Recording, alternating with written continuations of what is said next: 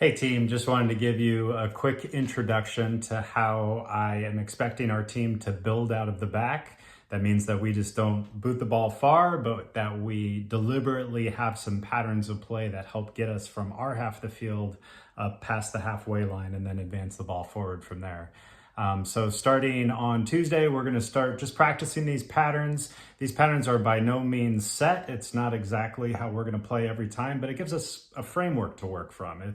If we practice these kinds of patterns, it'll hopefully allow us to play freely when the game comes and give us some ideas to start from. So what you see here is the common formation, the formation that we've had over these last few years, where we have a goalkeeper down here, two center backs, our center midfielder, two wings, and a striker up top.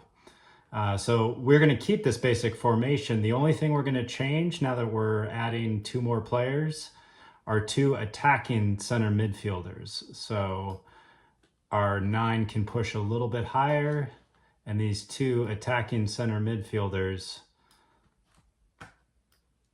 occupy this space up in here. Okay, actually that's a little high. Here. This is our new formation. We're going to call this a 4-3-1.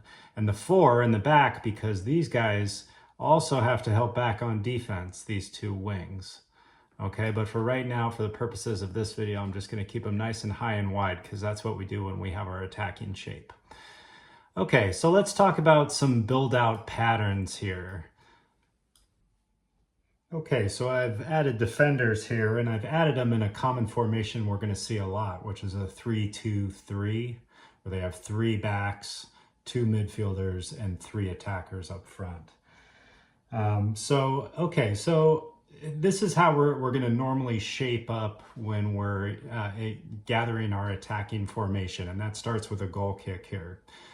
So notice how the center backs are staying nice and low and pretty wide, right along the edge of the 18 box. The 6 is nice and low, so right on the 18. It's easy to kind of wander up in here, but we want you to stay right here. Our new players, our attacking midfielders, are now going to occupy this space about halfway between the goalie and the center back, right around in here. Same on this side. And our wings, very importantly, are staying really high and really wide. Think of it where the old build-out line used to be here. You're about halfway between the halfway line and the baseline here. That's where we want you to start. This is our attacking formation. All right, so let's have our goalie play the ball over here to our center back. Now, normally in a goal kick like this, the striker is immediately going to come running into here, right? And sometimes the wing will be marked as well. Very important that the wing's first step is away from the space that they want to receive the ball. So the idea is to move over this way, to lose your man, and then drop into the space. And this is the ball that we're going to play here, with our wing dropping nice and low and super wide, all the way onto the sideline. Your feet should be on the sideline. That gives us more space to work with. Okay, so that's our initial play. 10, you're going to do the same thing. You're going to lose your man. First step is away from where you want to receive the ball, and then you're going to drop in and show for it right in here.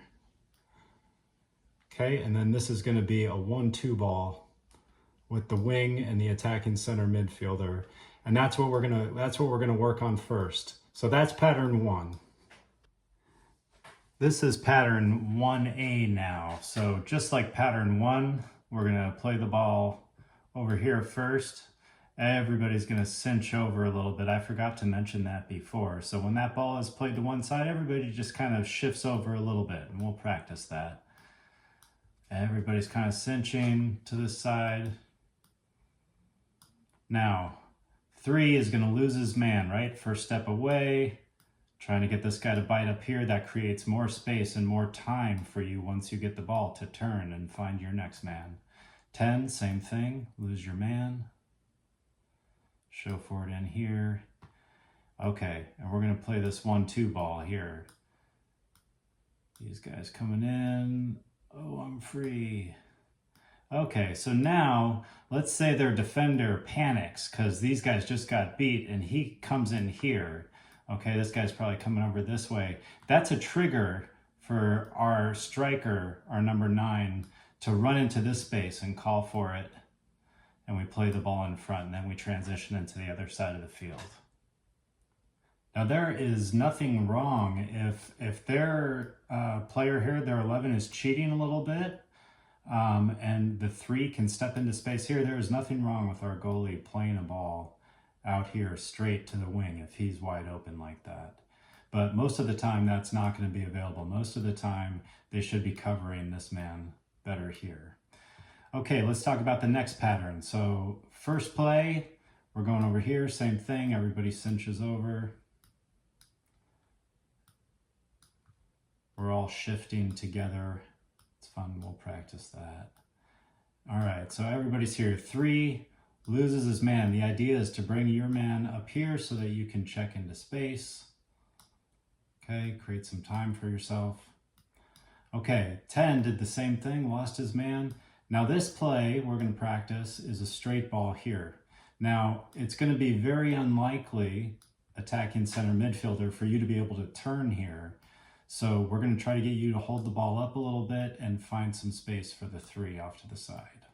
Okay, so that's the next build out pattern that we're going to practice.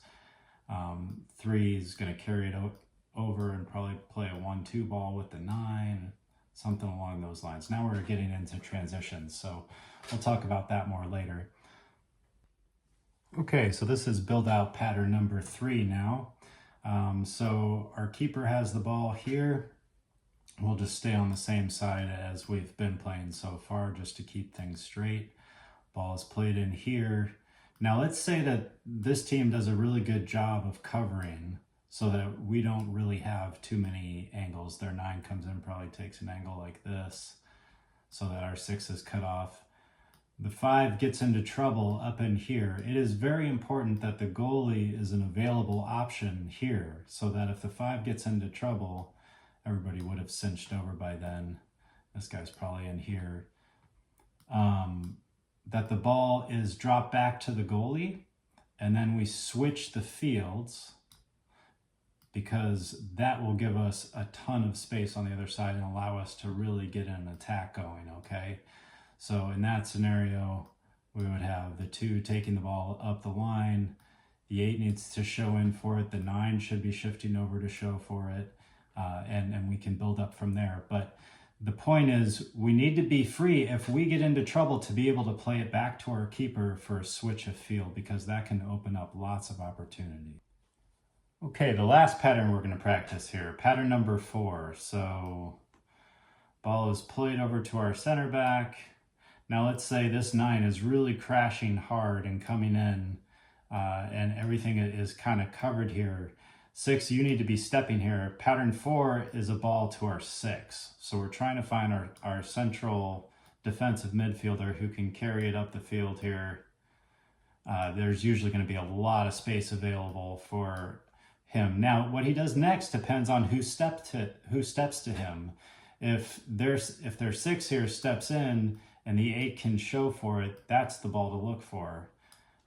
If the 10 comes in on this side, the 10 over here needs to be stepping into this space to show for it. So if that 6 is taking the ball up the field, these players need to lose their man or show into space.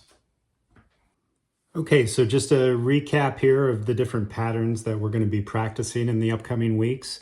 Pattern number 1 in 1A, the center back is going to find the wing, who's then going to play a 1-2 ball with the attacking center midfielder. 1-2 ball is the same as a give and go, by the way.